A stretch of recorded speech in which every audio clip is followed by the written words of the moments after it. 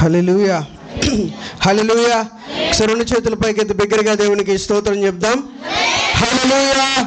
మన ప్రభువును లోకరక్షకుడైన యేసుక్రీస్తు ప్రభువారి శ్రేష్టమైన నామములో ఈ క్రిస్మస్ ఆరాధనకు కూడి వచ్చిన మీ అందరికీ ప్రభు పేరిట హృదయపూర్వకమైన వందనాలు తెలియజేస్తూ ఉన్నాం. మీ అందరికీ మరొకసారి క్రిస్మస్ శుభాకాంక్షలు. Happy Christmas, happy Christmas. ఒకసారి పక్కన వారి వైపు తిరిగి చెప్తారా? హ్యాపీ క్రిస్మస్ అని చెప్తారా? సంతోషంగా మీ చుట్టూ ఉన్న వారికి, వెనక వాళ్ళకి, ముందు వాళ్ళకి, మీరు చెప్పట్లా, వెనక వాళ్ళకి, ముందు వాళ్ళకి హ్యాపీ క్రిస్మస్. క్రీస్తు మన కొరకు జన్మించాడు అన్న సంతోషమైన వార్త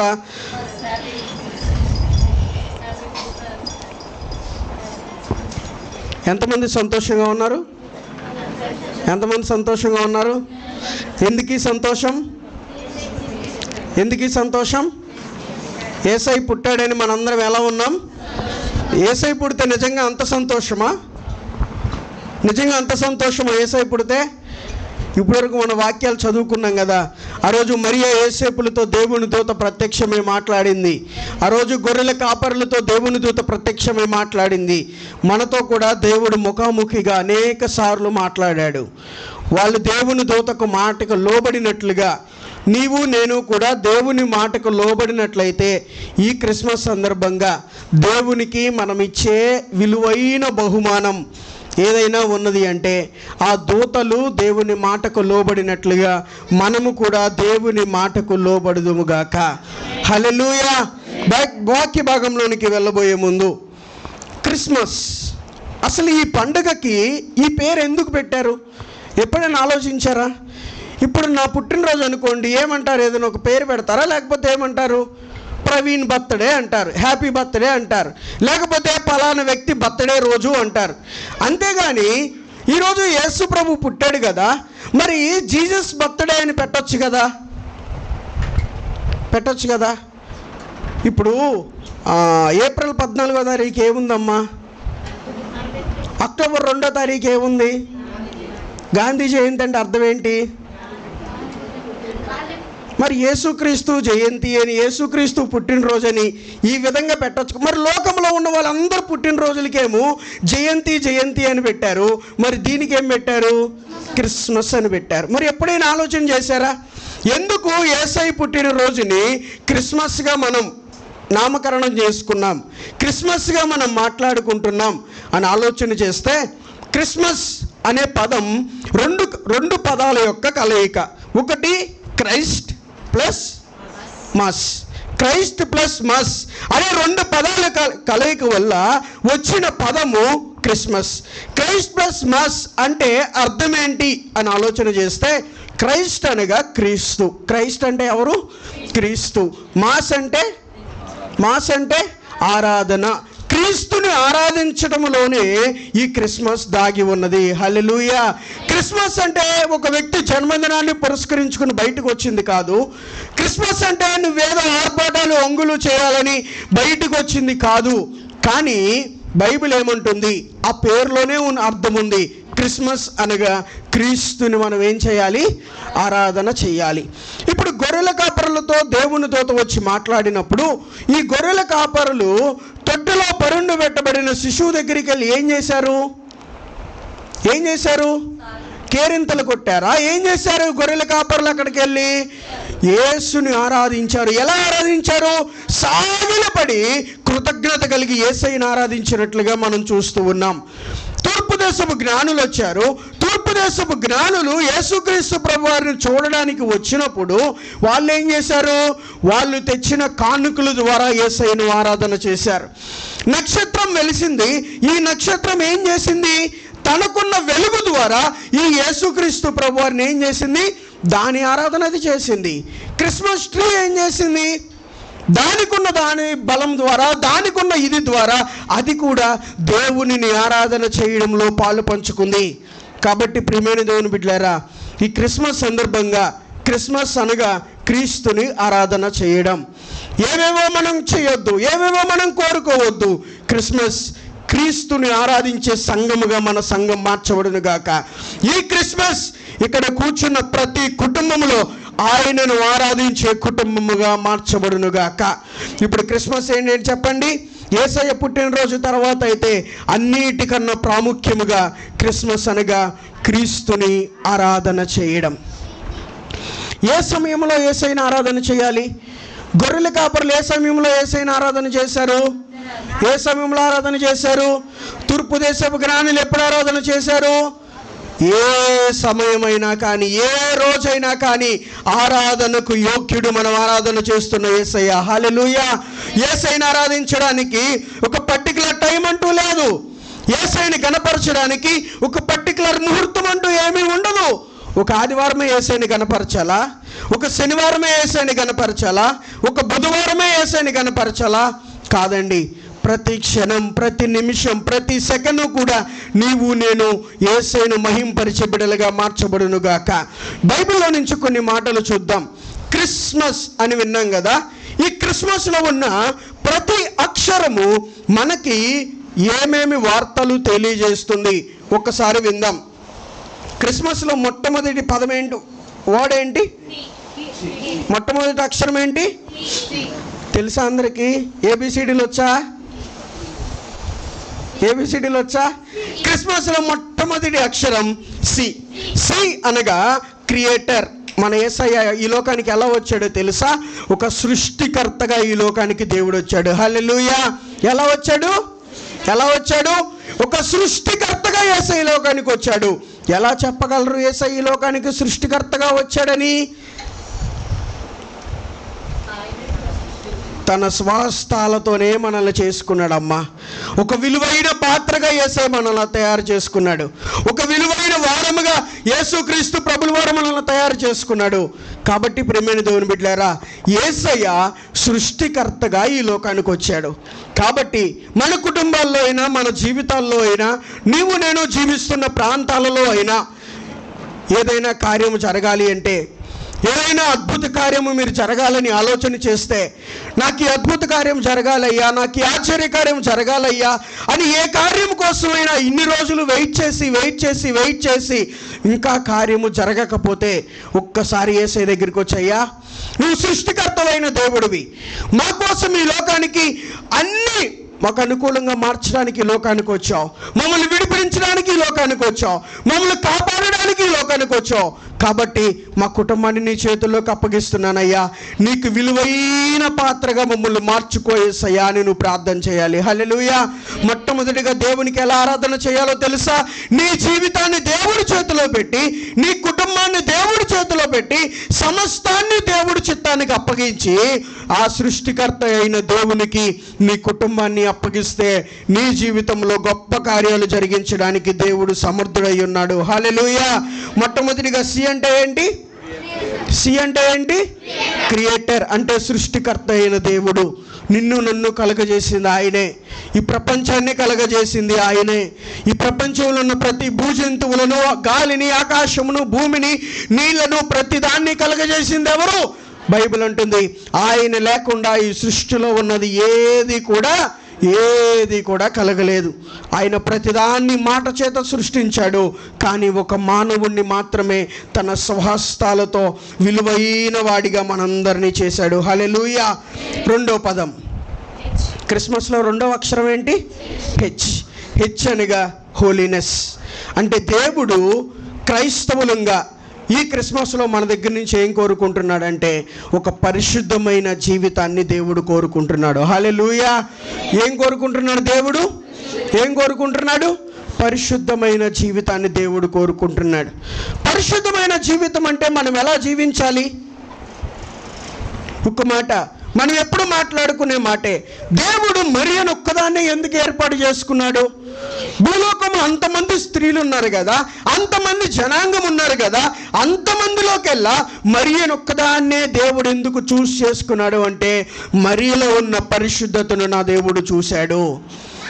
బిడ్డలారా, మనము కూడా పరిశుద్ధంగా జీవిస్తే, మనము కూడా దేవుడు కోరుకున్నట్లుగా, దేవుడు ఆశించినట్లుగా మనము కూడా దేవుని కొరకు పరిశుద్ధంగా, దేవుని కొరకు నమ్మకంగా మనం జీవించగలిగినట్లయితే మన ద్వారా గొప్ప కార్యాలు చేయడానికి దేవుడు మనల్ని వాడుకుంటాడు. ఆ రోజు మరియను అందరూ విడిచిపెట్టి ఉండొచ్చు. మరియ ఒక పేదింట్లో పుట్టినదే అయ్యి ఉండొచ్చు. మరియ ఒక బీదరాలు అయ్యి ఉండొచ్చు. కానీ దేవుడు మరియను ఎందుకు చూస్ చేసుకున్నాడంటే మరియలో ఉన్న పరిశుద్ధత దేవుని హృదయాన్ని తాకింది. ఎవరి హృదయాన్ని తాకింది? దేవుని హృదయాన్ని తాకింది.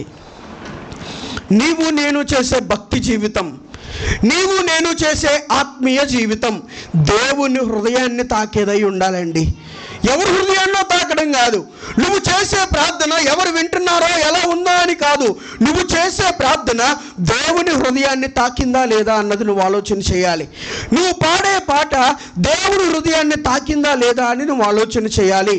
కాబట్టి ప్రియమైన దేవుని బిడ్డలారా, ఈ క్రిస్మస్ రెండవదిగా మనకు నేర్పిస్తున్న మాట ఏంటి అంటే మనందరము కూడా పరిశుద్ధంగా జీవించాలి అని దేవుడు కోరుకుంటున్నాడు. మొట్టమొదటిగా సి అంటే ఏంటి? క్రియేటర్.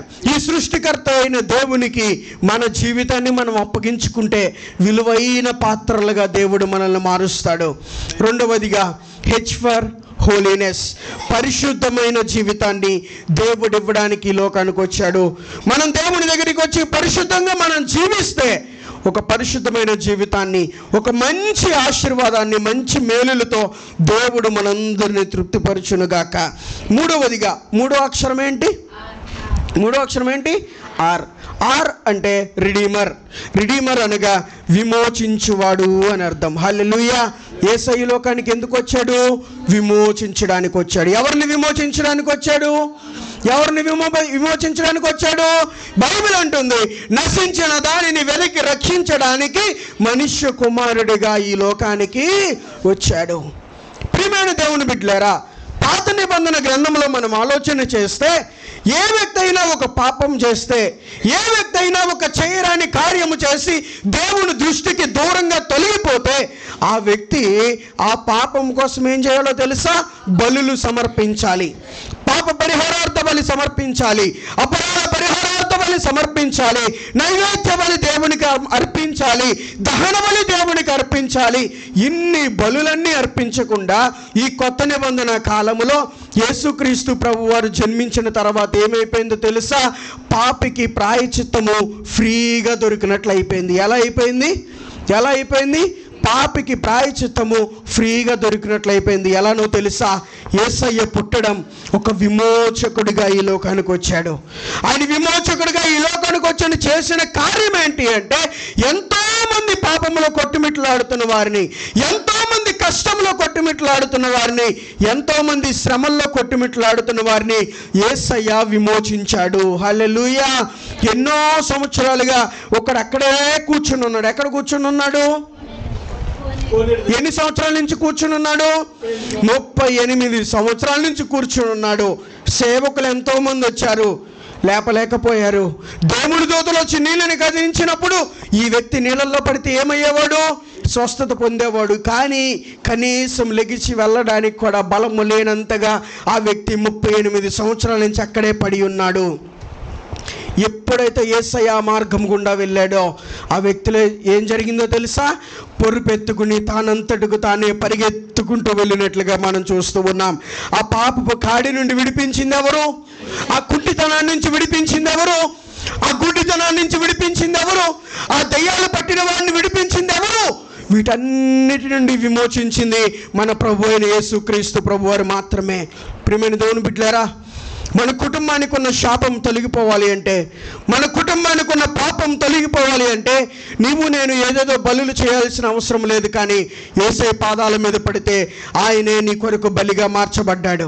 ఆయనే నీ కొరకు విమోచన క్రైదనముగా మార్చబడ్డాడు. ఆయనే నీ కొరకు విమోచన గొర్రె పిల్లగా మార్చబడ్డాడు. నీ కొరకు సిలువలో తమ అమూల్యమైన ప్రాణాన్ని పెట్టి ఒక విమోచకుడిగా ఈ లోకానికి తనను తాను కనపరుచుకున్నాడు. నీ జీవితాన్ని యేసయ్యకి అప్పగిస్తావా? నీ జీవితంలో ఉన్న ప్రతి శ్రమల నుండి నా దేవుడు ఈ క్రిస్మస్ సందర్భంగా విడిపించడానికి సమర్థుడు. నాలుగవ అక్షరం ఏంటి? ఐ. ఐ అనగా ఇమ్యూటబుల్. ఇమ్యూటబుల్ అంటే అర్థం ఏంటి అంటే మార్చలేనిది, మార్పు లేనిది.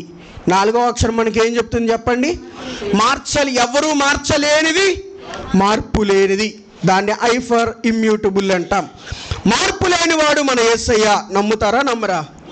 ఆ రోజు ఎలాగైతే ఆయన శిష్యులకు తనను తాను కనపరుచుకున్నాడో, ఆ రోజు ఎలాగైతే ఆయన తిరిగిన ప్రతి ప్రాంతంలో గొప్ప కార్యాలు చేస్తూ ఆయనే దేవుడిగా తనను తాను కనపరుచుకున్నాడో, ఈ రోజుకి కూడా అదే దేవుడు మన మధ్యలో గొప్ప కార్యాలు చేయడానికి సమర్థుడు. అంటే మనం ఆరాధించే దేవుడు ఎటువంటి దేవుడో తెలుసా? మార్పు లేని దేవుడు, ఎవరు మార్చలేని దేవుడు. నీవు నేను యేసయ్యకున్న ఫేమును మారుద్దామంటే మన వల్ల అవుతుందా? యేసయ్యకున్న పేరు ప్రఖ్యాతలు చాలామంది చూశారు. యేసయ్య దేవుడు కాదు, ఈయన దేవుడు కాకుండా చేయాలి అని చాలామంది చేయాలని ప్రయత్నించారు. కానీ ఏది కూడా సఫలమైనట్లుగా మనం ఎక్కడా చూడలేదు. ఏది కూడా ప్రపంచంలో నిలబడినట్లుగా మనం ఎక్కడా చూడలేదు. ఎందుకో తెలుసా? ఆయన ఈ భూమి మీదకి రావడమే ఒక మార్పు లేని దేవుడిగా ఈ లోకానికి దేవుడు అరుదించాడు. ఎవరు రాని విధంగా, ఎవరు భూలోకానికి రాని విధంగా తనంతటికి తానే ఒక గొప్ప దేవుడిగా తన జన్మలోనే రుచి చూపించుకున్నాడు. హల్లెలూయా. అదే మాట బైబిల్ గ్రంథంలో ఉంటుంది. మోషేతో యెహోషువతో దేవుడు అంటాడు, ఏ దేవుడైతే మోషేకు తోడై ఉన్నాడో, ఏ దేవుడైతే మోషేకు తోడుగా ఉండి ఇశ్రాయేలు ప్రజలని ఐగుప్తు చెర నుండి విడిపించి, ఏ దేవుడైతే మోషేకు తోడయ్యుండి ఇశ్రాయేలు ప్రజల నుండి అరణ్య మార్గంలో 40 సంవత్సరాలు క్షేమముగా నడిపించాడో యెహోషువ, అదే దేవుడు నీకు కూడా తోడుగా ఉంటాడు. హల్లెలూయా. నాతో మోషే లేడే, నాతో అహరోను లేడే, నాతో కాలేబు లేడా అని నువ్వేం చేయొద్దు, భయపడొద్దు. యెహోషువ, నీతో ఎవరున్నా లేకపోయినా నీతో ఎవరున్నారో తెలుసా? మార్పు లేని దేవుడు ఒక ఆయన ఉన్నాడయ్యా. ఈ దేవుణ్ణి నీ గుండెల్లో చేర్చుకుంటే, ఈ దేవుణ్ణి నీ రక్షకుడుగా నువ్వు అంగీకరిస్తే, ఈ దేవుణ్ణి నీ యజమానుడుగా నువ్వు అంగీకరిస్తే, ఈ మార్పు లేని దేవుడు మార్పు లేని అద్భుతమైన కార్యాలు మనందరి కుటుంబాలలో జరిగించునుగాక. ఒకసారి మొట్టమొదటిగా ఏం నేర్చుకున్నాం? సృష్టికర్త అయిన దేవుడు ఏ విధంగా మాట చేత సృష్టిని సృష్టించాడో నీ నా జీవితంలో కూడా ఏదైనా దేవుడు చేయడానికి సమర్థుడు. రెండవదిగా హెచ్ ఫర్ హోలీనెస్, పరిశుద్ధంగా దేవుడు ఈ లోకానికి వచ్చాడు. ఆయన బిడ్డలమైన మన దగ్గర నుంచి దేవుడు కోరుకుంటుంది ఒక పరిశుద్ధమైన జీవితాన్ని బహుమానంగా దేవుడు కోరుకుంటున్నాడు. మూడవదిగా ఆర్ ఫర్ రిడీమర్, విమోచించువాడు. ఆయన పాపముల నుండి మానవులను విడిపించడానికి, నశించిపోతున్న మనుషులను రక్షించడానికి ఆయన ఈ లోకానికి వచ్చాడు. నీవు నీ కుటుంబము ఆయన పాదాల మీద పడి సాగిలపడినట్లయితే కట్టబడిన ప్రతి బంధకపు కట్ల నుండి దేవుడు విడిపించడానికి ఈరోజు సిద్ధముగా ఉన్నాడు. నాలుగవదిగా ఇమ్యూటబుల్, అంటే మారని, మార్పు లేని.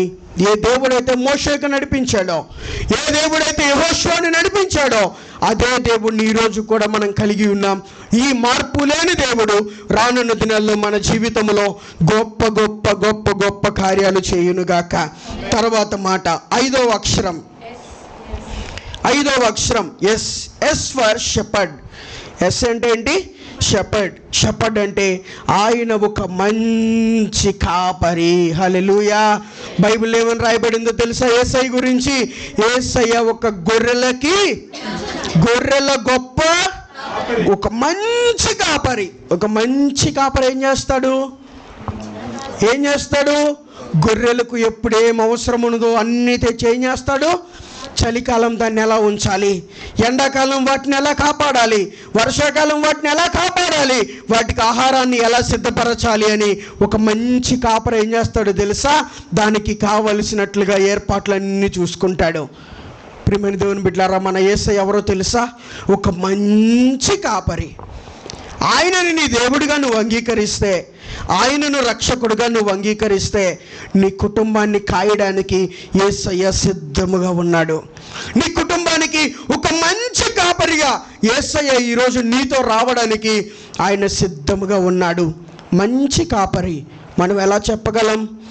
అన్ని లక్షల ఇశ్రాయేలీల ప్రజలని అరణ్య మార్గములు నడుస్తున్నప్పుడు, అరణ్య మార్గముల వాళ్ళు ప్రయాణం చేస్తున్నప్పుడు యేసయ్య ఒక మంచి కాపరి కాబట్టి యేసయ్య ఏం చేశాడు?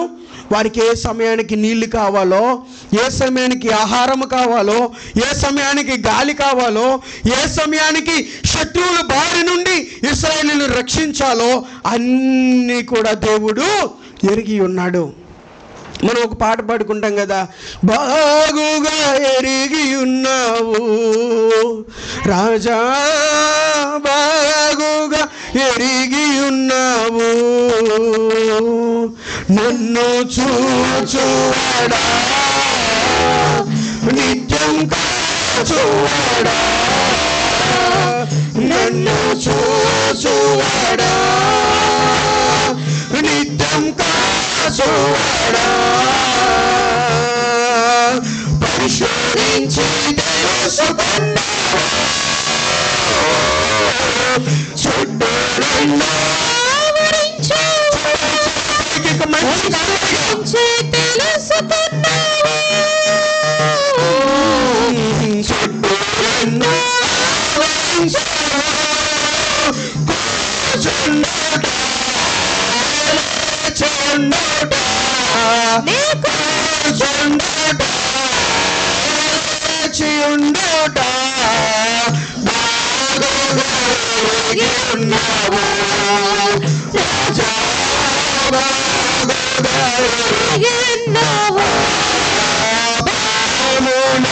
ఉండగానే కన్నులకు కన్నులకు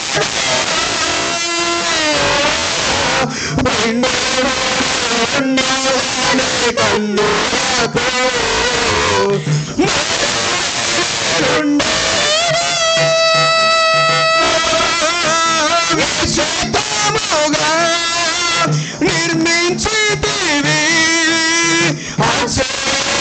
కలుగుచున్నాడు,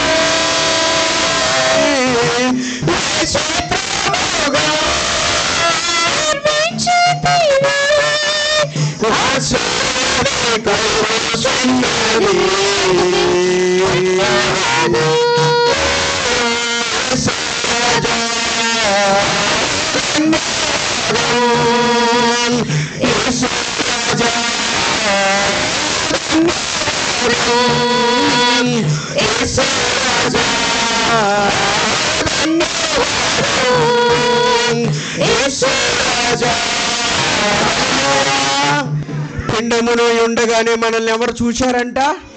ఎవరు చూశారు? నువ్వు తల్లి గర్భములో పిండముగా రూపించబడక మునిపే నా యేసయ్య కన్నులు నిన్ను నన్ను ఏర్పాటు చేసుకున్నాయి. ఒక మంచి కాపరి ఉద్దేశం ఏంటో తెలుసా? నీకు కావలసినవన్నీ ముందుగానే సిద్ధపరిచే దేవుడు. అమ్మా, నీవు నేను తల్లి గర్భములో పిండముగా వేయబడ మునిపే నీ కొరకు నా కొరకు ఒక ప్రణాళికను దేవుడు రచించి ఉంచాడు. నీ కొరకు నా కొరకు దేవుడు ఒక ప్రణాళికను ముద్రించి ఉంచాడు. ఈ క్రిస్మస్ మనకి నేర్పిస్తుంది ఏంటో తెలుసా? యేసుక్రీస్తు ప్రభువారు ఒక మంచి కాపరి. నీ కుటుంబానికి యేసయ్యను యజమానిగా నువ్వు చేసుకుంటే, నీ జీవితానికి ఈ యేసయ్యను ఒక యజమానిగా నువ్వు చేసుకుంటే, నీ కుటుంబాన్ని ఒక మంచి కాపరిగా తోడుగా ఉండి నా దేవుడు నడిపించేవాడై ఉన్నాడు. అందుకే దావీదు భక్తుడు కీర్తనలో పాడుతున్నాడు, యెహోవా నా కాపరి, నాకు పచ్చిక గల చోట్ల ఆయన నన్ను, శాంతికరమైన జలముల యొద్ద ఆయన దుడ్డికరమైన దండమును, గడాంధకారపు లోయలలో నేను సమీపించిన ఏ అపాయమును భయపడను. నూనెతో నా తల అంటి ఉన్నావు. శత్రువులు ఎదుట మనకు దేవుడు ఏం చేసే దేవుడు? భోజనాన్ని సిద్ధపరిచే దేవుడై ఉన్నాడు. భయపడొద్దు. యేసయ్యని నీ యజమానిగా మార్చుకో. ఈ క్రిస్మస్ సందర్భంగా యేసయ్యని నీ కుటుంబ యజమానిగా అంగీకరించు. నీ జీవితానికి యజమానిగా యేసయ్యని అంగీకరించు. ఒక మంచి కాపరి తన మందకు ఏవేవి కార్యాలైతే చేస్తాడో ఆ కార్యాలన్నిటినీ నా దేవుడు మన ఎడల జరిగించునుగాక. తర్వాత అక్షరం, 6వ అక్షరం టీ అనగా ట్రూత్. టీ అంటే ఏంటి? ట్రూత్. ట్రూత్ అంటే సత్యమైన దేవుడు. మన దేవుడు ఎవరో తెలుసా? సత్యమైన దేవుడు. ఆయన ఈ లోకానికి ఎలా వచ్చాడంటే సత్యాన్ని పంచే ఒక మానవుడిగా ఈ లోకానికి వచ్చాడు. హల్లెలూయా. అందుకే యేసయ్య అంటున్నాడు, నాలో పాపం ఉన్నదని ఎవరైనా నిరూపించగలరా అని సవాలు విసిరి ఒక సత్య మానవునిగా యేసయ్య ఈ లోకంలో చిరకాలము మిగిలిపోయాడండి. అందుకే అంటున్నాడు, నేనే మార్గమును, నేనే సత్యమును, నేనే జీవమునై ఉన్నాను. ఎవరైనా నిత్య జీవం పొందుకోవాలి అంటే, ఎవరైనా నిత్య రాజ్యానికి చేరుకోవాలి అంటే నా ద్వారా తప్ప వేరొక మార్గము లేనే లేదు అని ఖండితముగా చెప్పిన ఏకైక దేవుడు ఎవరైనా ఉన్నారు అంటే కేవలము యేసుక్రీస్తు ప్రభులు వారు మాత్రమే. ఈ క్రిస్మస్ మనకు నేర్పిస్తుంది ఏంటో తెలుసా? మనం నమ్ముకున్న దేవుడు సత్యమైన దేవుడు. ఏ దేవుడు అంట? మనం కూడా దేవుడి కొరకు ఎలా బ్రతకాలి? సత్యమైన వారిగా బ్రతకాలి. దేవుని కొరకు నమ్మకమైన వారిగా బ్రతకాలి. దేవుని కొరకు ఒక పరిశుద్ధ జనాంగముగా మనము, మన సంఘాలు, మన కుటుంబాలు తీర్చబడాలి. ఈ క్రిస్మస్ సందర్భంగా దేవుడు మన దగ్గర నుంచి కోరుకుంటుంది సత్యమైన వారిగా మనందరము మార్చబడుదుముగాక. చూడండి, బైబిల్ గ్రంథంలో నుండి ఒక వాక్యం, యోహాను సువార్త 14వ అధ్యాయము 6వ వచనం. యోహాను సువార్త 14వ అధ్యాయము 6వ వచనం. యేసు, నేనే మార్గమును, సత్యమును, జీవమునై ఉన్నాను. నా ద్వారానే తప్ప ఎవ్వడును తండ్రి వద్దకు చేరలేడు. యేసయ్య ఊరికే ఈ మాటలు చెప్పట్లేదు. నేనేదో సత్యమైన దేవుణ్ణి ఈ మాటలు చెప్పట్లేదు. అప్పటి వరకు యేసుక్రీస్తు ప్రభువారు 33.5 సంవత్సరాల భూలోకంలో జీవించినప్పుడు ఆయన చేసిన సువార్త ఏంటో తెలుసా? నేను ఒక రోజు చనిపోబోతున్నాను, మరలా 3వ దినాన సజీవుడిగా నేనేం చేస్తాను? సజీవుడిగా పునరుద్ధారుడిగా లెగవబోతున్నానని సువార్త ప్రకటించాడు. ఏ దేవుడైతే బ్రతుకున్న దినాల్లో సువార్త ప్రకటించాడో అదే దేవుడు సిలువ మరణం పొందిన తర్వాత కూడా 3వ దినాన సజీవుడిగా బయటకు వచ్చి తన సత్యాన్ని చాటి చెప్పుకున్నాడు. చూడండి, బైబిల్ గ్రంథంలో 18వ అధ్యాయము, యోహాను సువార్త 18వ అధ్యాయము 37వ వచనం. 18:37. అందుకు పిలాతు, నీవు రాజువా? ఆయన అడుగగా యేసు, నీవన్నట్టు నేను రాజునే, సత్యమును గూర్చి సాక్ష్యం ఇవ్వడానికి నేను పుట్టాను అన్నాడు. హల్లెలూయా. ఈ మాట నువ్వు నేను చెప్పగలవా? హృదయపూర్వకంగా ఈ మాట మనం చెప్పగలమా? కానీ యేసుక్రీస్తు ప్రభువారు ఎంత గొప్ప దేవుడో చూడండి. ఎవరి ముందు నిలబడ్డాడు? పిలాతు అనే రాజు దగ్గర నిలవబడ్డాడు. ఏ సందర్భంలో యేసయ్య నిలవబడ్డాడు? సిలువ మరణానికి అప్పగించబోతున్న సందర్భంలో రాజు దగ్గర నిలవబడితే రాజు అడుగుతున్నాడు, అయ్యా, అందరూ నువ్వు రాజువి అని ప్రస్తావన చేస్తున్నారు, నువ్వు నిజంగా రాజువా అంటే యేసయ్య ఏమన్నాడో తెలుసా? నీవన్నట్టు నేను రాజునే. సత్యమును ప్రకటించడానికే నేనేం చేశాను? భూమి మీదకి పంపబడ్డాను. నేను ఎందుకు పుట్టానో తెలుసా? సత్యమును గూర్చి సాక్ష్యం ఇవ్వడానికి. ఆ సత్యం ఏంటి? యేసుక్రీస్తు నిజమైన దేవుడు. ప్రియమైన దేవుని బిడ్డలారా, మనం కూడా ఈ సత్యమును గూర్చి దేవుని కొరకు సాక్షులంగా మనం మారాలి. ఏ సత్యము గురించి మారాలో తెలుసా? యేసయ్య చెప్పిన మాట, నేనే మార్గము, నేనే సత్యము, నా ద్వారా తప్ప ఎవ్వడును తండ్రి వద్దకు చేరలేడు. ఇది సత్యం. యేసయ్య మరలా లోకానికి రాబోతున్నాడు. యేసయ్య 2వ రాకడ సమయంలో మరలా మా భూమి మీదకి రాబోతున్నాడు. ఆయన వచ్చినప్పుడు నమ్మి బాప్తిసం పొందిన ప్రతి ఒక్కరిని తనతో పాటు ఎత్తుకొని పరలోక రాజ్యంలోనికి తీసుకువెళ్ళబోతున్నాడు. ఇది సత్యం. ఈ సత్యమును గూర్చి ఇక్కడ ఉన్న మనందరము, క్రైస్తవులమైన మనందరము సాక్షులంగా మార్చబడాలి. ఈ క్రిస్మస్ సందర్భంగా దేవుడు మన దగ్గర నుంచి కోరుకుంటుంది ఏంటో తెలుసా? ఈ సత్యము గురించి సాక్షిగా మనం మార్చబడాలి. నీవున్న ప్రాంతంలో దేవుని కొరకు ఒక సాక్షిగా నువ్వు నిలబడాలి. నీవున్న కుటుంబంలో, నీవున్న ఏరియాలో, నీవున్న ఊరిలో దేవుని కొరకు ఒక సాక్షి సమూహముగా నీవు నీ కుటుంబము నిలబడగలిగినట్లయితే ఆ గొప్ప దేవుడు మన కుటుంబాల్లో గొప్ప గొప్ప కార్యాలు చేయగలనుగాక. ఈ అక్షరం మనకు నేర్పిస్తున్న మాట ఏంటో తెలుసా? ఆయన నమ్ముకున్న మనం సత్యానికి సాక్షులంగా మనం మారాలి. ఎలా మారాలి చెప్పండి? సత్యానికి సాక్షులంగా మారాలి. ఏమిటా సత్యం అంటే, యేసయ్య మరలా రాబోతున్నాడు. ఎవరైతే ఆయన నామాన్ని అంగీకరిస్తారో, ఎవరైతే యేసయ్యను సొంత రక్షకుడిగా అంగీకరిస్తారో వారిని తనతో కూడా పరలోక రాజ్యానికి తీసుకువెళ్ళబోతున్నాడు. ఇది సత్యం.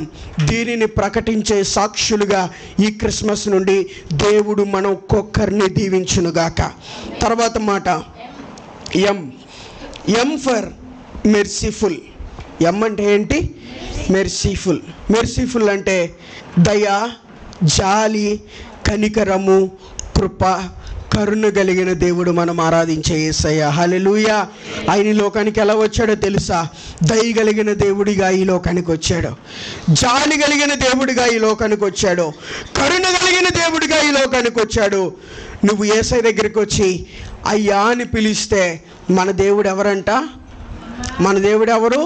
అయ్యా అని నువ్వు పిలిస్తే ఏంటమ్మా అని హృదయమార నిన్ను పలకరించే దేవుడై ఉన్నాడు. హృదయమార నిన్ను పలకరించే దేవుడై ఉన్నాడు. దేవుడు మాట్లాడతాడా లేదా? దేవుడు మాట్లాడతాడా లేదా? పాత నిబంధనలో ఎంతోమంది భక్తులతో దేవుడు మాట్లాడాడు. ప్రియమైన దేవుని బిడ్డలారా, ఈ క్రిస్మస్ మనకి ఈరోజు నేర్పిస్తున్న ఇంకొక పాఠం, మన దేవుడు దయగలిగిన వాడు, మన దేవుడు జాలి కలిగిన వాడు. కాబట్టి నీవు నేను కూడా ఎలా మార్చబడాలో తెలుసా? ఒక జాలి, దయ, కరుణ క్రియల్లో చూపించే వ్యక్తిగా నీవు నేను మార్చబడాలి. ఇందాక సెయింట్ నికోలస్ గురించి చెప్పమంటే ఎవరు రాలేదు కదా. క్రిస్మస్లో మెయిన్ ఇంపార్టెంట్ పాత్ర ఏదైనా ఉంది అంటే అదేంటి? మెయిన్ ఇంపార్టెంట్ అంటే యేసు ప్రభు పుట్టినప్పుడు కాదు, మనం కలిగించుకున్న పాత్ర. యేసు ప్రభు పుట్టినప్పుడు క్రిస్మస్ తాత ఉన్నాడా? ఎక్కడైనా చూసారా బైబిల్లో క్రిస్మస్ తాతని? గొర్రెల కాపురులు ఉన్నారు, తూర్పు దేశపు జ్ఞానులు ఉన్నారు, ఇంకెవరున్నారు? దేవుని దూతలు ఉన్నారు, నక్షత్రాలు ఉన్నాయి, క్రిస్మస్ చెట్లు అన్నీ ఉన్నాయి. కానీ క్రిస్మస్ తాత బైబిల్లో నుంచి వచ్చిన వాడు కాదండి. క్రీస్తు ప్రేమను క్రియల్లో కనపరచడం ద్వారా ఆ పాత్రకి ఈరోజు ఇంత ప్రాధాన్యత ఏర్పాటు చేసుకుంది. ఆ వ్యక్తి సాక్ష్యం ఏంటో తెలుసా? ఆ వ్యక్తికి ఒక అలవాటు ఉంది. అలవాటు ఏంటంటే నైట్ పూట ఆ గ్రామంలో వెళ్తూ ఎవరి అవసరాలతో ఉన్నారా అని అబ్జర్వ్ చేసే అలవాటు అంట. ఒకరోజు ఏం చేశాడంటే, ఒకరోజు అటుగుండా వెళ్తుంటే ఒక ఇంట్లో నుంచి ఏవో మాటలు వినిపిస్తున్నాయి అని చెప్పి ఆ కిటికీ దగ్గర నుంచి వింటూ ఉన్నాడు. తండ్రి కూతుర్లు ఏదో మాట్లాడుకుంటున్నారు. ఒక తండ్రికి 3 కూతుర్లు ఉన్నారు. నిరుపేద కుటుంబంలో జన్మించిన వారు, నిరుపేద కుటుంబం, కనీసం తినడానికి తిండి జరగని రోజుల్లో వాళ్ళు గడుపుతూ ఉన్నారు. కూతురుతో మాట్లాడుతున్నాడు తండ్రి, అమ్మా నీకు పెళ్లి వయసు వచ్చిందిరా, పెళ్లి చేయడానికి కూడా నా దగ్గర రూపాయి కూడా లేదు. నువ్వు ఒక్కదానివే కాదు, ఇంకా నీ వెనకాల ఇంకా 2 చెల్లెళ్ళు ఉన్నారు. మీ 3 ఆడపిల్లలకి నేను పెళ్లి చేయాలంటే నా దగ్గర అసలు పైసా కూడా లేదు, నా వల్ల కాదురా అని బాధపడుతూ ఉంటే ఈ మాటలు సెయింట్ నికోలస్ అనే ఒక వ్యక్తి కిటికీ గుండా చాటుగా విన్నాడంట. చాటుగా విని అలా వెళ్ళిపోయాడు. ఆ దినాల్లో ఒక ఆచారం, క్రిస్మస్ సీజన్ వచ్చింది అంటే ఇంటి గుమ్మాలకి సాక్షులు పెట్టేవాళ్ళంట. కిటికీలకి గుమ్మాలకి ఏం పెట్టేవాళ్ళు? సాక్షులు పెట్టుంటే ఈ సెయింట్ నికోలస్ అనే వ్యక్తి ఈ బాధ అంతా విన్నాడు. ఈ బాధ అంతా విని పెద్ద కుమార్తెకి పెళ్లి చేయడానికి ఎంత డబ్బు అయితే అవసరమైందో ఆ డబ్బు మొత్తాన్ని నైట్ వాళ్ళ ఇంటికి వెళ్ళి ఆ సాక్షిలో పెట్టాడంట. పొద్దున్నే వీళ్ళు బయటకు వచ్చి కిటికీ తీసి చూస్తే ఆ సాక్షిలో ఏమున్నాయి? డబ్బులు ఉన్నాయి. వెంటనే దేవుడు నా మొర ఆలకించాడు అనుకుని ఆ డబ్బులతో పెద్ద కుమార్తె పెళ్లి ఘనంగా జరిగించాడు. మరలా దినాలు గడుస్తున్న దినాల్లో మరలా బాధ అంట. రెండో కుమార్తెని తీసుకుని, అమ్మా నీ పెళ్లి చేయడానికి కూడా నా దగ్గర డబ్బులు లేవని మరలా బాధపడుతూ ఉంటే ఈ వ్యక్తి విని మరలా రెండో కుమార్తె పెళ్లి చేయడానికి మరలా ఏం చేశాడు? మరలా డబ్బులు పెడితే వీళ్ళకి అర్థం కావట్లే. ఉదయాన్నే లాగోగానే బయట ఏముంటున్నాయి? అసలు ఈ డబ్బులు ఎవరు ఇస్తున్నారు, అసలు ఈ డబ్బులు ఎవరు పెడుతున్నారు అని ఎలాగైనా ఆ డబ్బులు పెట్టే వ్యక్తిని పట్టుకోవాలని చెప్పి తర్వాత రోజు ఏం చేస్తారో తెలుసా? తండ్రి కూతుర్లు అందరూ కూడా తర్వాత రోజు నిద్రపోకుండా ఈ వ్యక్తిని ఎలాగైనా పట్టుకోవాలి అని కాపు కాసి కూర్చున్నారంట. కాపు కాసి కూర్చుంటే ఆ వ్యక్తి మరలా రానే వచ్చాడు. డబ్బులు పెట్టడానికి ఎప్పుడైతే ఆ వ్యక్తి వచ్చాడో 3వసారి ఈ తండ్రి కూతుర్లు ఆ వ్యక్తిని పట్టేసుకుని అయ్యా నువ్వా సహాయం చేస్తుంది, నువ్వా రోజు మాకు డబ్బులు ఇస్తుంది, నువ్వెవరో మాకు తెలియదు, మేమెవరో నీకు తెలియదు, నువ్వా ఇదంతా చేస్తుందంటే సెయింట్ నికోలస్ చెప్పిన ఒకే ఒక్క మాట ఏంటో తెలుసా? నా దేవుడు జాలి చూపించమని నాకు నేర్పించాడు, నా దేవుడు దయగలిగిన దేవుడు కాబట్టి నేను మీకు ఈ సహాయం చేసినట్లు ఎవ్వరికీ చెప్పొద్దమ్మా అని బతిమలాడుకున్నాడు అంట. ఏమని బతిమలాడుకున్నాడు? నేను ఎవరికి దొరకకుండా సహాయం చేస్తాను. ఈరోజు ఏదో టైం బాగోలేక నేనేమయ్యాను, మీకు దొరికిపోయాను కాబట్టి నేను సహాయం చేస్తున్నట్టు ఎవ్వరికి చెప్పొద్దమ్మా అన్నాడు. ఇది సెయింట్ నికోలస్ స్టోరీ. ఆ రోజు నుంచి కూడా ఈ సెయింట్ నికోలస్ క్రిస్మస్ సీజన్ వచ్చినప్పటి నుండి క్రిస్మస్ తాత అంటే బహుమానాలు ఇస్తూ ఉంటాడు, చాక్లెట్లు ఇస్తూ ఉంటాడు, అన్నీ ఇస్తూ ఉంటాడు. కాబట్టే ప్రియమైన దేవుని బిడ్డలారా, సెయింట్ నికోలస్ ఒక తల్లిదండ్రులు కోట్ల ఆస్తి సంపాదించి తల్లిదండ్రులు ఇరువురు చనిపోతే ఆ ఆస్తిని ఈ యవనస్తుడికి ఏం చేయాలో తెలియక ఈ విధంగా సేవా కార్యక్రమాలు చేసి ఈరోజు చరిత్రలో మిగిలిపోయాడు. ఉన్న ఆస్తిని ఎంజాయ్ చేయొచ్చు, ఉన్న డబ్బుని సరదాగా గడపవచ్చు, ఉన్న డబ్బుతో సరదాగా జీవించవచ్చు. కానీ ఆ వ్యక్తిలో ఏముందో తెలుసా? నా దేవుడు ఏమీ లేనివాడిగా ఈ లోకానికి వచ్చాడు, నా దేవుడు ఏమీ లేనివాడిగా ఒక పశువుల పాకలో దూరంగా జన్మించాడు. నా కోసం ఇంత చేసిన దేవునికి నా వంతుగా నేను ఇతరులకు సహాయం చేసి నా దేవుని ప్రేమను నేను పంచిపెట్టలేనా? అందుకే బైబిల్లో ఒక చక్కటి మాట రాసి ఉంటుంది. ఏమో తెలుసా? ఆహారం లేని వారికి మీరేం చేయాలి? ఆహారం పెట్టాలి. తాగడానికి ఏం చేయాలి?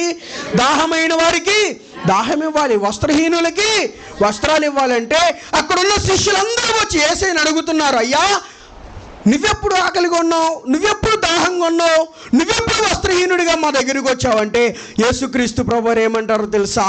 నేను రాలేదు, కానీ కొంతమంది అడుక్కునే వాళ్ళని మీ దగ్గరికి పంపించాను. నువ్వేం చేసావు? ఆహారం పెట్టావా, పంపించేసావా? కొంతమంది దాహంగా ఉన్నామమ్మా అని నీ దగ్గరికి వచ్చినప్పుడు నీ హృదయమార వారి దాహాన్ని తీర్చావా? అమ్మా వస్త్రాలు ఉంటాయి ఇవ్వండి అమ్మా అన్నప్పుడు హృదయమార నీ దగ్గర వస్త్రాలని వారికి ఇచ్చి క్రీస్తు ప్రేమను క్రియల్లో చూపించావా? ఇది నా సొంత మాటలు నేను చెప్పట్లేదు, బైబిల్లో రాయబడిన మాటే. యేసయ్య దగ్గరికి వచ్చి అడిగినప్పుడు యేసయ్య అన్నాడు, ఆకలి కొనినప్పుడు ఒక అన్నం కోసం అడుక్కునేవాడిగా నీ దగ్గరికి వచ్చానయ్యా, నన్ను ఎవరు పట్టించుకోలేదు. దాహంగా ఉన్నప్పుడు నీరు కోసం నీ గుమ్మాల దగ్గరికి వచ్చాను, నన్ను ఎవరు పట్టించుకోలేదు. వస్త్రాలు కావాల్సినప్పుడు వస్త్రహీనుడిగా నీ ఇంటి దగ్గరికి వచ్చి నీ గుమ్మాన్ని తట్టాను, నన్ను ఎవరు పట్టించుకోలేదు. రోగిగా పడి ఉన్నప్పుడు సహాయం కోసం నీ దగ్గరికి వచ్చాను, నిన్ను ఎవరు పట్టించుకోలేదు. ప్రియమైన దేవుని బిడ్డలారా, క్రిస్మస్ అనగా మనకు మనం సంతోషించడం కాదు, మనకు మనం ఆర్భాటాలు చేసుకోవడం కాదు, మనకు మనం ఆనందించడం కాదు, కానీ ఇతరులకు క్రీస్తు ప్రేమను క్రియల్లో చూపించే వారిగా మనం మార్చబడదుముగాక. ఇతరులకు ఎలా ఉండాలి? క్రీస్తు ప్రేమను క్రియల్లో చూపించేవాడిగా నువ్వు మార్చబడాలి.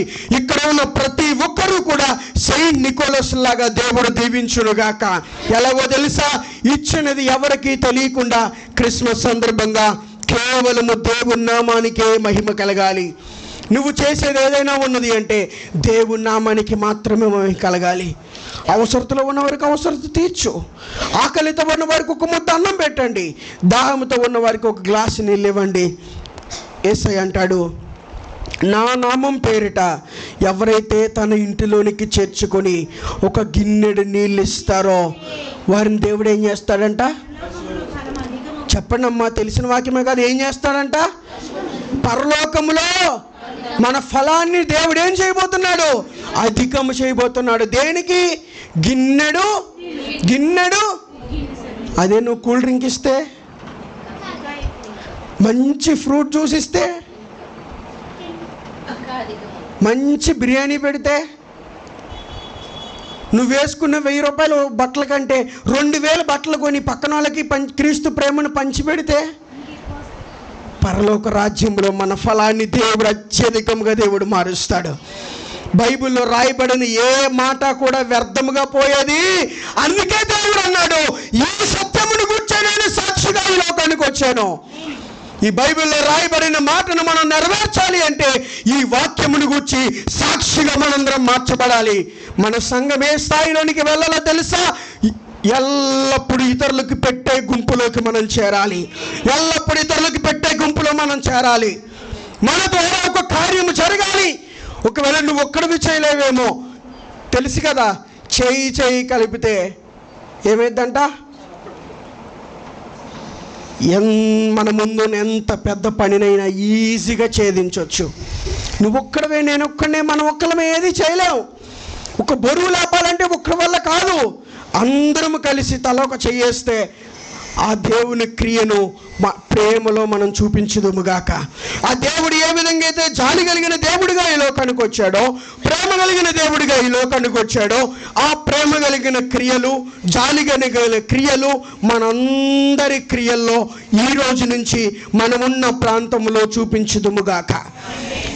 తర్వాత అక్షరం ఎం తర్వాత ఏ. ఏ అంటే ఆల్మైటీ. మన దేవుడు ఎవరో తెలుసా? Almighty God. ఆల్మైటీ గాడ్ అంటే అద్వితీయ దేవుడు. ఏ దేవుడు అంట? అసమానుడైన వాడు, అవమానపరచడు నిన్ను, ఓటమి ఎరుగని మన దేవుడు, ఓడిపోనివ్వడు. అసమానుడైన వాడు, అవమానపరచడు నిన్ను, ఓటమి ఎరుగని మన దేవుడు, ఓడిపోనివ్వడు నిన్ను.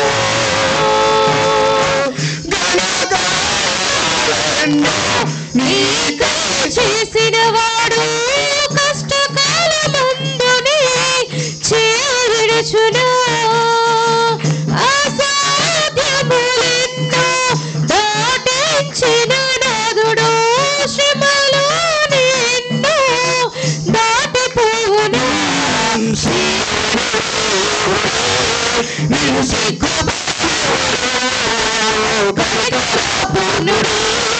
నీ కన్నెదురుచును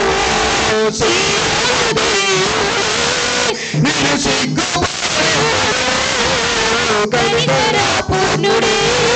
నీ కన్నెదురుచును. నుండి కొరింథీయులకు రాసిన 2వ పత్రిక 6వ అధ్యాయము 18వ వచనం. కొరింథీయులకు రాసిన 2వ పత్రిక 6వ అధ్యాయము 18వ వచనం. కొరింథీయులకు రాసిన 2వ పత్రిక 6వ అధ్యాయము 18వ వచనం. మనము జీవము కలిగిన దేవుని ఆలయమై ఉన్నాము, అందుకు ఇలాగూ సెలవిచ్చుచున్నాడు, నేను వారిలో నివసించి సంచరింతును, నేను వారి దేవుడునై ఉందును, వారు నా ప్రజలై ఉందురు. కావున మీరు వారి మధ్య నుండి బయలువెడలి ప్రత్యేకముగా ఉండండి, అపవిత్రమైన దానిని ముట్టకూడని ప్రభువు చెప్పుచున్నాడు. మరియు నేను మిమ్మల్ని చేర్చుకుంటాను, తండ్రినై ఉంటాను, మీరు నాకు కుమారులను కుమార్తెలను అయ్యుందురని సర్వశక్తి గల ప్రభువు సెలవిచ్చుచున్నాడు. హల్లెలూయా. ఈ క్రిస్మస్ ఆరాధనలో ఇక్కడ కూర్చున్న ప్రతి బిడ్డకు దేవుడిస్తున్న బలమైన వాగ్దానం ఏంటో తెలుసా? మీరు నా కుమారులు, మీరు నా కుమార్తెలు అని సర్వశక్తి కలిగిన దేవుడు వాగ్దానం చేస్తూ ఉన్నాడు. ఈ దేవుడు ఎవరో తెలుసా? సర్వశక్తి కలిగిన దేవుడు. ఆయన పుట్టుకతోనే సర్వశక్తి కలిగిన దేవునిగా ఈ లోకానికి వచ్చాడు. ఆయన పుట్టడంతోనే ఒక గొప్ప అద్భుతమైన దేవుడిగా ఈ లోకానికి అరుదించినట్లుగా బైబిల్ గ్రంథాలు సెలవిస్తూ ఉన్నాయి. యేసుక్రీస్తు గొప్ప దేవుడు కాకపోతే, యేసుక్రీస్తు అద్వితీయ సత్యదేవుడు కాకపోతే, జ్ఞానులుగా పిలువబడుతున్న వారు యేసు దగ్గరికి రావడమా? ఎవరు యేసు దగ్గరికి వచ్చారు? ఎవరు యేసు దగ్గరికి వచ్చారు? జ్ఞానులుగా పిలువబడుతున్న వారు యేసుక్రీస్తు ప్రభు వారి దగ్గరికి వచ్చి ఏం చేశారని బైబిల్ అంటుంది? సాష్టాంగ నమస్కారము చేసి పరిశుద్ధుడు పరిశుద్ధుడు అని ఆయనను స్తుతించి గణపరిచారు. ఒక్క నైట్లో చేసిన ప్రయాణం కాదు, ఒక గంటలో చేసి వచ్చిన ప్రయాణం కాదు, ఒక 5 నిమిషాల్లో అక్కడ ఎక్కితే ఇక్కడ దిగి యేసయ్యను చూడడానికి వచ్చిన ప్రయాస కాదు. ఇంచుమించుగా 2 సంవత్సరాలు ప్రయాణము చేసి చేసి చేసి దేవుడి దగ్గరికి వచ్చారు. కారణం, ఈ దేవుడు సర్వశక్తి కలిగిన దేవుడు. వారు జ్ఞానులు కదా. తూర్పు దేశపు జ్ఞానుల గురించి మనం ఆలోచన చేసినప్పుడు ఒక మంచి అమూల్యమైన మాట మనం ఇక్కడ గుర్తుపెట్టుకోవచ్చండి. తూర్పు దేశపు జ్ఞానులు అంటే జ్ఞానులు కదా. జ్ఞానం కలిగిన వారు కదా. ఇంతటి జ్ఞానం కలిగిన వారు కూడా తన సొంత జ్ఞానం మీద ఆధారపడలేదంట. ఏ జ్ఞానం మీద ఆధారపడలేదు? వాళ్ళంత జ్ఞానం సంపాదించుకున్నారో, ఎన్ని విధాలుగా జ్ఞానాన్ని అభ్యసించారో, కానీ యేసయ్య దగ్గరికి వచ్చేటప్పుడు తన సొంత జ్ఞానం మీద ఆధారపడలేదు. దేని మీద ఆధారపడ్డారో తెలుసా? దేవుడు నిలిపిన నక్షత్రం మీద ఆధారపడ్డారు. ఎందుకంటే ఈ దేవుడి మీద వాళ్ళకి అంత నమ్మకం. అదే పౌలు భక్తుడు కొరింథీ సంఘానికి రాస్తూ అంటాడు, మనందరము ఎవరమంట? ఆయన కుమారులము. మనందరం ఎవరము? ఆయన కుమార్తెలము. ఎలా చెప్పగలరంటే సర్వశక్తి కలిగిన దేవుడే మనకు వాగ్దానం చేస్తున్నాడు. ప్రియమైన దేవుని బిడ్డలారా, ఈ క్రిస్మస్ సందర్భంగా ఈ అద్వితీయమైన దేవుడు, ఈ సర్వశక్తి కలిగిన దేవుణ్ణి నీ యజమానునిగా నువ్వు మార్చుకుంటే ఊహించలేని గొప్ప కార్యాలు నా దేవుణ్ణి జీవితంలో చేస్తాడు. బైబిల్లో నుంచి నిర్గమకాండము 6వ అధ్యాయము 5వ వచనం. నిర్గమకాండము 6వ అధ్యాయము 5వ వచనం.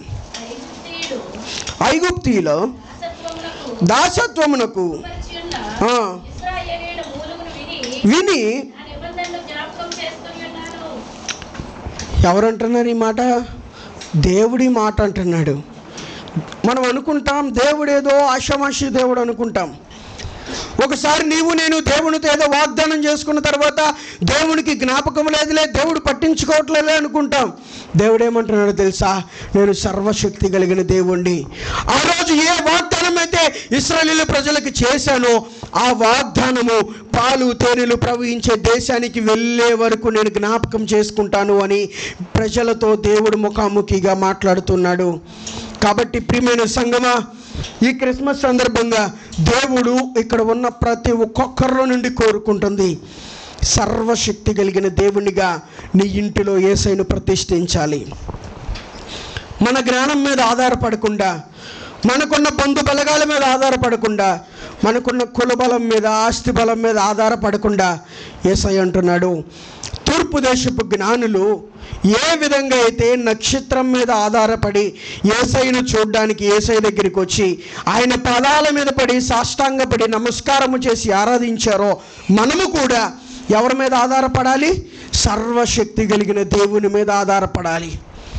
కరువైన ఖడ్గమైన, ఇబ్బంది అయినా నష్టమైన, శ్రమైనా ఏదైనా, హబకుక్కు భక్తుడు అంటాడు, శాలలో పశువులు లేకపోయినా, అంజూరపు చెట్లు పూయకున్నను, ద్రాక్ష చెట్లు ఫలించకపోయినా నేను ఎవరినో ఆనందిస్తానో తెలుసా? నా దేవునిలోనే నేను ఆనందిస్తా. అదే యోబు భక్తుడు అంటాడు, నాకున్న ఆస్తి అంతా పోయిందయ్యా, నాకున్న పిల్లలు చనిపోయారు, నాకున్న అంతా పోయింది, చివరికి ఒంటరిగా రోగిగా నేను మిగిలిపోయాను. అయితే స్నేహితులు వచ్చి యోబుని బలహీనపరుస్తున్నప్పుడు యోబు ఒక చక్కటి మాట అంటాడు. ఏమంటాడో తెలుసా? నా విమోచకుడు సజీవుడు. నేను కలిగి ఉన్న దేవుడు ఎవరో తెలుసా? సర్వశక్తి కలిగిన దేవుడు. ఈరోజు సమస్తము కోల్పోయినా, ఈరోజు సమస్తము నేను పోగొట్టుకున్నా, ఒక నిరీక్షణ ఉంది. ఆ నిరీక్షణ ఏంటో తెలుసా? ఒక రోజు రాబోతుంది, పోగొట్టుకున్న దానికంటే 2 ఆశీర్వాదం నా దేవుడు ఇవ్వబోతున్నాడు. ఈ సర్వశక్తి కలిగిన దేవుడిని నీ జీవితంలో నువ్వు ప్రతిష్ఠించుకోగలిగితే, యోబు ఎలాగైతే విశ్వాసముతో దేవుని వైపు చూశాడో, యోబు ఎలాగైతే విశ్వాసముతో దేవుని ముఖం వైపు చూశాడో, నీవు నేను కూడా ఈ సర్వశక్తి కలిగిన దేవుని వైపు చూస్తే పోగొట్టుకున్న దానికంటే 100 దేవుడు ఇవ్వబోతూ ఉన్నాడు. పోగొట్టుకున్న ఆశీర్వాదం కంటే, పోగొట్టుకున్న ఆత్మీయ జీవితము కంటే, పోగొట్టుకున్న ప్రార్థనా జీవితము కంటే రానున్న నూతన సంవత్సరంలో రెట్టింపు ఆత్మీయ జీవితం నా దేవుడు అనుగ్రహించును గాక. ఎప్పుడో తెలుసా? సర్వశక్తి కలిగిన దేవుడిగా నీ కుటుంబంలో యేసయ్యను ప్రతిష్ఠించాలి. సర్వశక్తి కలిగిన దేవునిగా నీ హృదయంలో యేసయ్యను ప్రతిష్ఠించాలి. సర్వశక్తి కలిగిన దేవునిగా నీ సంఘములో నువ్వు యేసయ్యను ప్రతిష్ఠించాలి. చెప్పగలగాలి గుండెల మధ్య చేసుకుని, నా విమోచకుడు సజీవుడు. నేను ఆరాధిస్తున్న దేవుడు సర్వశక్తి కలిగిన దేవుడు. బంధువులు విడిచిపెట్టినా, స్నేహితులు విడిచిపెట్టినా, ఎవరు విడిచిపెట్టినా నేను దేవుని మీదే ఆధారపడతాను, నక్షత్రం మీదే నేను ఆధారపడతాను. ఆ నక్షత్రం యేసయ్య ఉన్న చోటకు చేర్చినా పర్వాలేదు, వేరే చోటకు చేర్చినా పర్వాలేదు. రాజా, మా దేవుడు మమ్మల్ని రక్షించినా రక్షించకపోయినా మొక్కనే మొక్కమన్నట్లుగా తూర్పు దేశపు జ్ఞానులు అనుకుని ఉంటారు. ఈ నక్షత్రం నడిపించినా నడిపించకపోయినా దేన్ని ఫాలో అవ్వాలి? దేన్ని ఫాలో అవ్వాలి? నక్షత్రాన్ని మాత్రమే. అంటే నక్షత్రముగా పిలువబడుతున్న యేసయ్య వైపు మాత్రమే నువ్వు చూడాలి. నమ్మండి ప్రియమైన దేవుని బిడ్డలారా, యేసు వైపు చూస్తే ఏ కష్టము మనల్ని ఏమీ చేయలేదండి. యేసు వైపు చూస్తే నీకు సమస్యలు రావచ్చు, బాధలు రావచ్చు, కష్టాలు రావచ్చు, కానీ నీ గురి యేసయ్య మీద ఉంటే ఎన్ని కష్టాలు వచ్చినా ఏం చేయలేము, తొలగిపోలేం.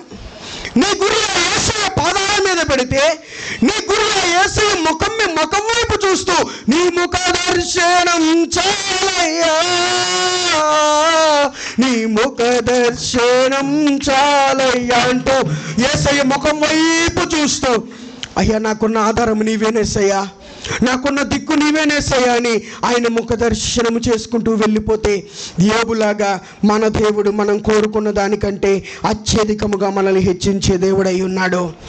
చివరి మాట, క్రిస్మస్లో లాస్ట్ అక్షరం ఏం చెప్తుంది? ఎస్. ఎస్ అనగా saviour. He is the one and only saviour. One and only saviour. One and only saviour అంటే ఒక్కడే రక్షకుడు, ఒక్కడే రక్షకుడు. ఈయనకు పోటీ ఇప్పటి వరకు ఈ లోకములో ఎవ్వరూ లేరు. హల్లెలూయా. రెండు చేతుల పైకి బిగ్గరగా దేవునికి స్తోత్రం చెప్దాం.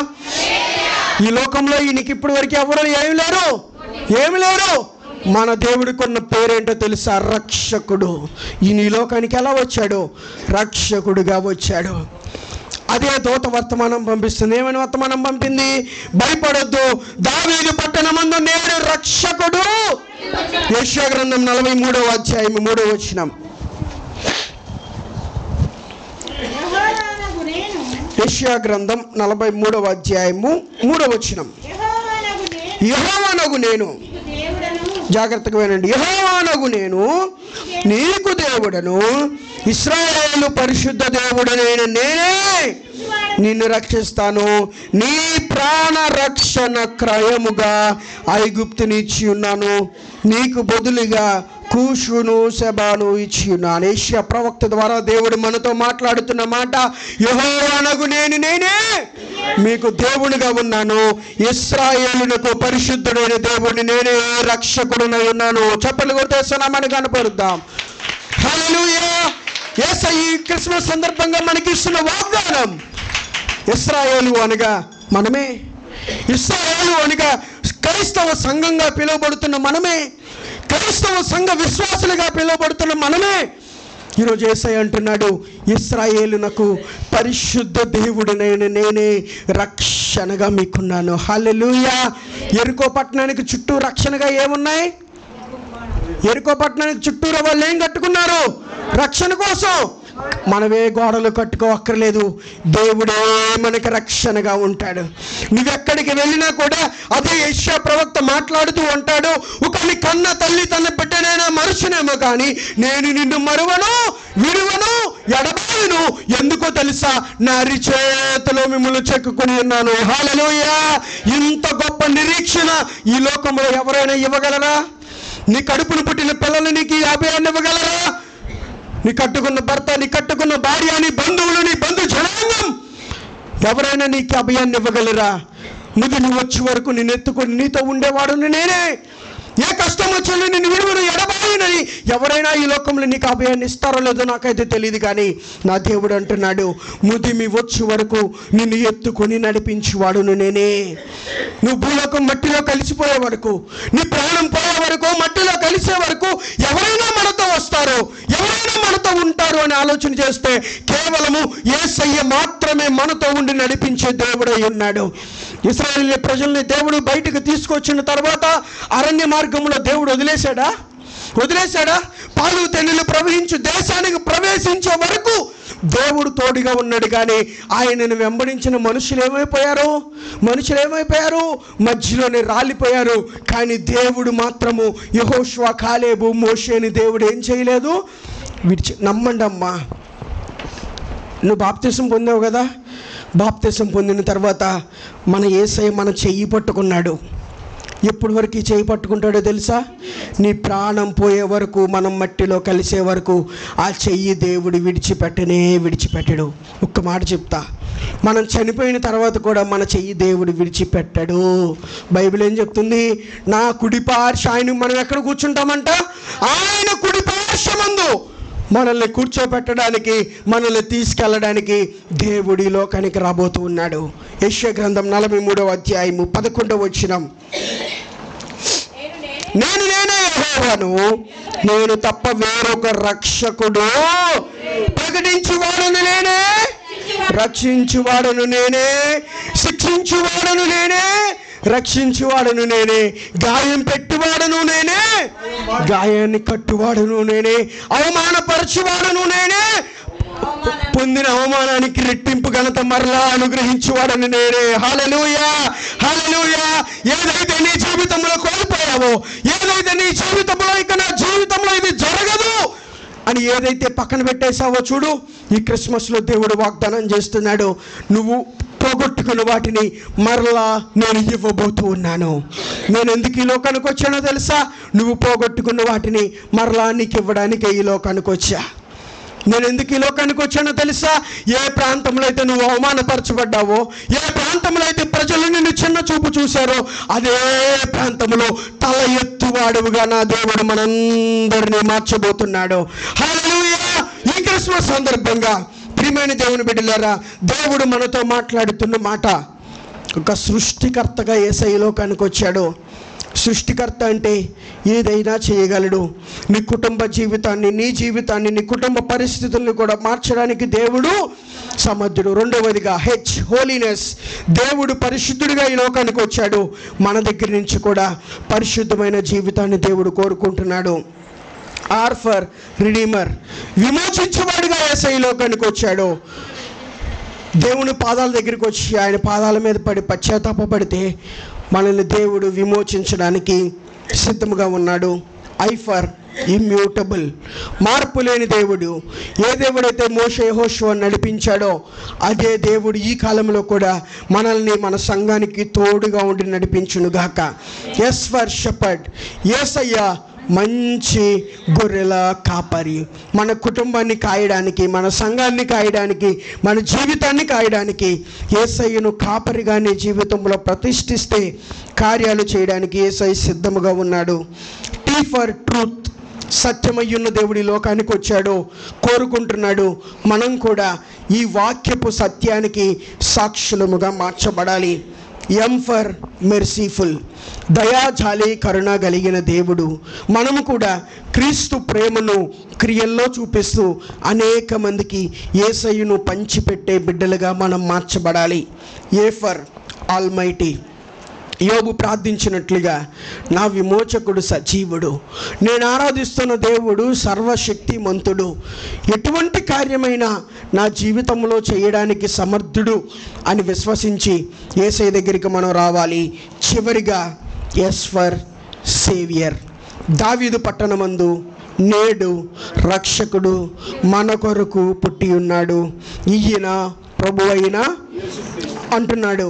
నేనే దేవుడను, నేను తప్ప వేరొక దేవుడు మీకు, నేనే మిమ్మల్ని రక్షించువాడును, గాయం పెట్టువాడును నేనే, కట్టువాడును నేనే, శిక్షించువాడును నేనే, మరలా రక్షించువాడును నేనే, అవమానాలు పరచువాడును నేనే, అవమానాల్లో నుండి రెట్టింపు ఘనత ఇవ్వగలిగిన వాడును, నేల మట్టుకు అణగదొక్కగలిగిన వాడును నేనే, ఎవరు ఊహించలేనంతగా పైకి లేపగలిగిన వాడును నేనే. యోబును దీవించినట్లుగా, మోషే యెహోషువకి దేవుడు తోడయ్యినట్లుగా, హబకుకు భక్తుడి విశ్వాసమును బలపరిచినట్లుగా ఈ క్రిస్మస్లో నుండి దేవుడు మనందరికీ తోడుగా ఉండి మార్పు లేని గొప్ప కార్యాలు సర్వశక్తుడైన దేవుడు మనందరి జీవితాల్లో జరిగించునుగాక. ఆమేన్. అందరూ మోకరించండి. ఈ చిన్న మాటలు దేవుడు దీవించునుగాక. ఒక్క నిమిషం ఎవరికి వారు మోకరించి ప్రార్థన చేసుకుందాం. ఈ మార్పు లేని దేవుడిని, సృష్టికర్త అయిన దేవుడిని, సజీవుడైన దేవుడిని, విమోచకుడైన దేవుడిని, సర్వశక్తిమంతుడైన దేవుడిని నీ కుటుంబంలో యజమానుడిగా నువ్వు ప్రతిష్ఠిస్తే, నీ జీవితంలో యజమానుడిగా నువ్వు ప్రతిష్ఠిస్తే, గొర్రెల కాపరుల వలె, తూర్పు దేశపు జ్ఞానుల వలె, ఒక నక్షత్రము వలె యేసయ్య కొరకు సాక్షిగా నిలవబడితే ఈ క్రిస్మస్ నుండి దేవుడు మన కుటుంబాల్లో గొప్ప కార్యాలు చేయబోతున్నాడు. విశ్వసిస్తూ ప్రార్థన చేసుకుందాం.